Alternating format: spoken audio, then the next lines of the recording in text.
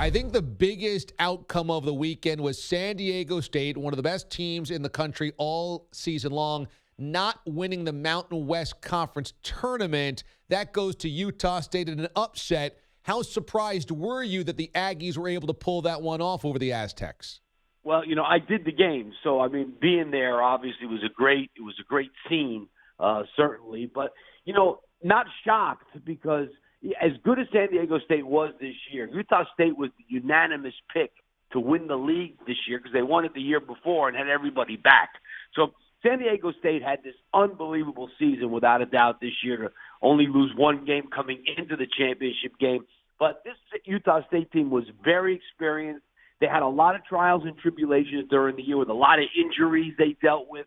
They were a talented team, and like I said, they were the preseason pick, and they have a kid named Sam Merrill, who was the tournament MVP, who was just unbelievable. The shot that he made to win the game, really contested extremely hard by San Diego State, was unbelievable. So not a shocker at all. A little bit a mild surprise, and San Diego State did beat them twice this year. But like I said, they had a lot of injuries and a lot going on, Utah State. They're on a roll right now.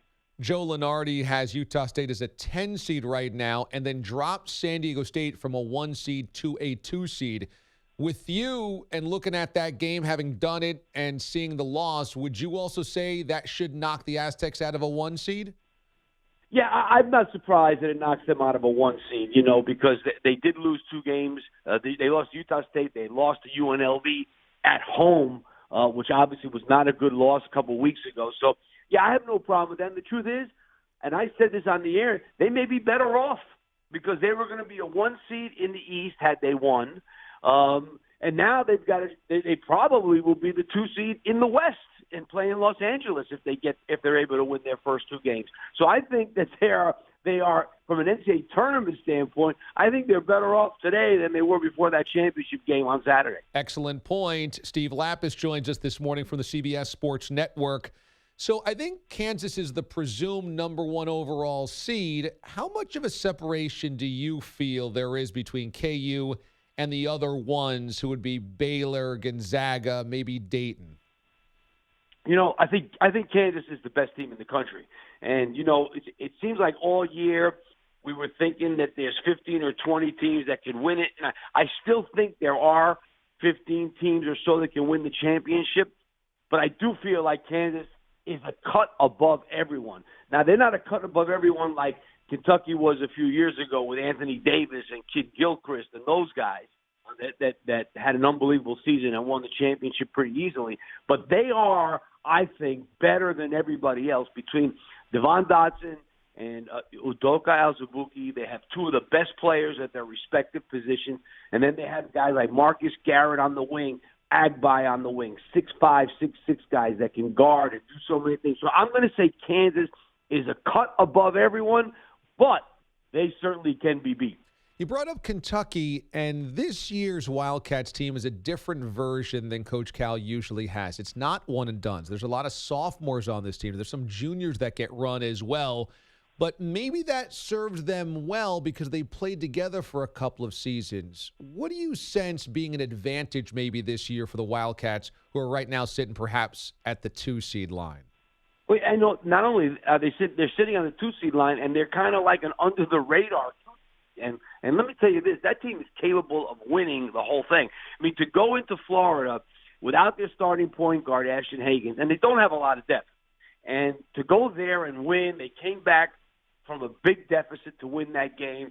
Nick Richards is one of the most improved players in the country, and I'm not talking about from last year to this year. I'm going to talk about from the beginning of this year to the end of this year, what he has given John Calipari inside. I mean, a go-to guy in the paint. Let me tell you something. I know we talk a lot about making threes, how important that is, but if you got a go-to guy in the paint during the NCAA tournament when it's tie score and all you need is 2, or you're down 1 and all you need is 2 or get to the free throw, and you got a guy like Nick Richards, you got something pretty good. And then put in Emmanuel Quickly, who's played like the best player in the SEC for the last 6 weeks. Very dangerous team. John Calipari's done a great job with these guys. They're very connected, as his teams usually are, and they're great defense. Steve Lappas joins us. Look at our bracketology as we've got championship week here for the power conferences. We just saw Florida State wrap up the ACC regular season title. This is a weird year in the ACC. UNC obviously way down. Duke has taken some losses as well. Virginia coming off a national championship isn't a powerhouse. So Florida State slips in there and gets the job done. Now, Leonard Hamilton's been there nearly 20 years, has never been to a Final Four, got to an Elite Eight a couple of years ago, last year the Sweet 16. What do you think about FSU and the job that Hamilton has done this year? They potentially could be a 2 seed. I mean, you think about what he lost from that team last year. I mean, he lost, Terrence Mann, Phil Kofer, Christ Kamaji. I mean, they lost a lot of really good players from that team, and here they are back again, winning the ACC. So he's done an amazing job. I've known Leonard for a long time. When I was coaching at Villanova, he was at Miami. We were in the league together, so I know how good he is defensively, especially. And he's changed a little bit over the years. Now, playing 11 guys again, has a tremendous amount of depth, has a guy like Trent Forrest at the point guard who's tough, who's been through the wars, Devin Vassell on the wings. So this is a very athletic team, a tremendous defensive team, a lot of different weapons. To me, I always have an issue when somebody plays 11 guys. I think it becomes hard in the last 4 or 5 minutes of a game to establish exactly who does what. Now, that's been what I've noticed about people that play a lot of guys for years. Are they good enough to win the whole thing? No question this team is good enough because they're great defensively, but they just have to know where they want to go with 3 minutes to go in a tight game. This is not going to be a year where there's name brand superstars playing in the big dance ready for the NBA. In fact, maybe one of the only guys is Obi Toppin for Dayton. But Obi has been one of the best players in college basketball all season long. For fans that are just kind of getting into college basketball right now, Dayton could be a 1 seed. What should they look for in Obi's game that you've seen this season? Well, he's kind of a poor man's Giannis Antetokounmpo in that he's a tremendous athlete. He's not a great three-point shooter, but he's capable. And in transition, forget about it. He finishes everything. And around the basket, he's such a quick jumper. Gets off the ground extremely fast.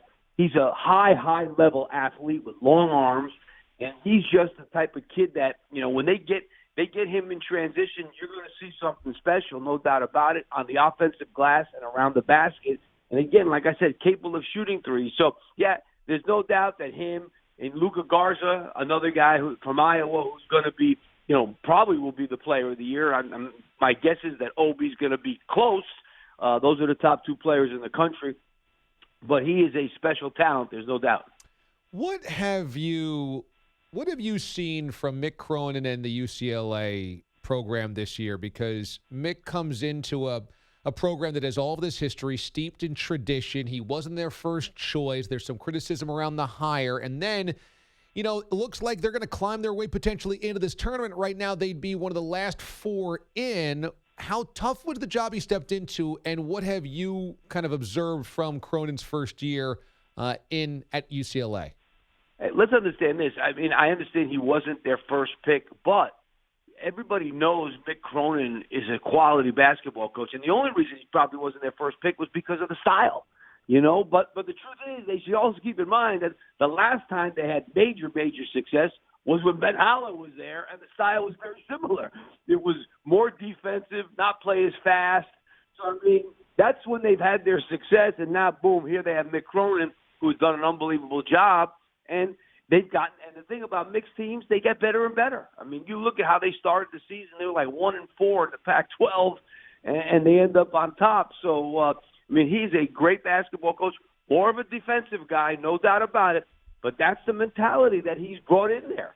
And now that they have Tiger Campbell, who was hurt earlier in the year at the point guard, he's been outstanding the last 5-6 weeks. So now all of a sudden this team is a real threat, and we'll probably get in the dance. Before I let you go, we've heard so many times over that this bracket could be broken, that this could be a parity-stricken college basketball tournament. And so who do you think might be an off-the-radar team that could bust brackets, dance deep, and maybe get to a Final Four off the radar? Well, look at Providence. I mean, Providence in the Big East, a team that goes 12-6. and they had a terrible, really, pre-conference season. You had a lot of bad losses in the pre-conference, and now all of a sudden they go 12-6 in the Big East. So, number one, you go 12-6 in the top two leagues in the country. I would say them, the Big East and the Big Ten are the two best leagues. That's pretty good right there. And they had veterans. They are very physical. They had veterans, Alpha Diallo and Luan Pipkins, a transfer from UMass. Those two guys, older guys that have been really, really good. They have a star in the making in David Duke, the sophomore, kind of a combination guard, point guard, 6'5", 6'6", great defender, can score. And this team is one of the best offensive rebounding teams in the country. So they can do something when they're not making shots, which is go completely crazy on the glass and get points there. So a physical veteran team that goes 12-6 in the Big East, keep an eye on them. Steve Lappas joins us from the CBS Sports Network, college basketball analyst. I got to catch some of the games that you had over the weekend of the Mountain West Tournament. Your broadcast partner, Andrew Catalon, and you work so well together. You survived Vegas for a week, which is not an easy thing, and you helped Cat do that as well by holding his hand through the whole thing. He got home safe. That's a big deal, Steve, so congratulations. Well, you know what? He takes care of me on the air. I got to take care of him off the air. But, as you said, DA, we've done probably 300 at least games together over the years. So we are more than steady partners, that's for sure. And it's always great. Even though you Syracuse guys, I don't know about all of them, but he's okay. It's Survive and Advance this time of year. You guys went west. That's never easy. Daylight savings time. I'm just glad you survived to live to tell about it, Coach. Absolutely, DA. Hey, you know what? Vegas for 5 days, not the worst place you can go to. That's exactly right. Coach, I appreciate the time as always. We'll do it again later this month, okay? You got it, DA. Okay, Steve Lappas joining us this morning here on the show.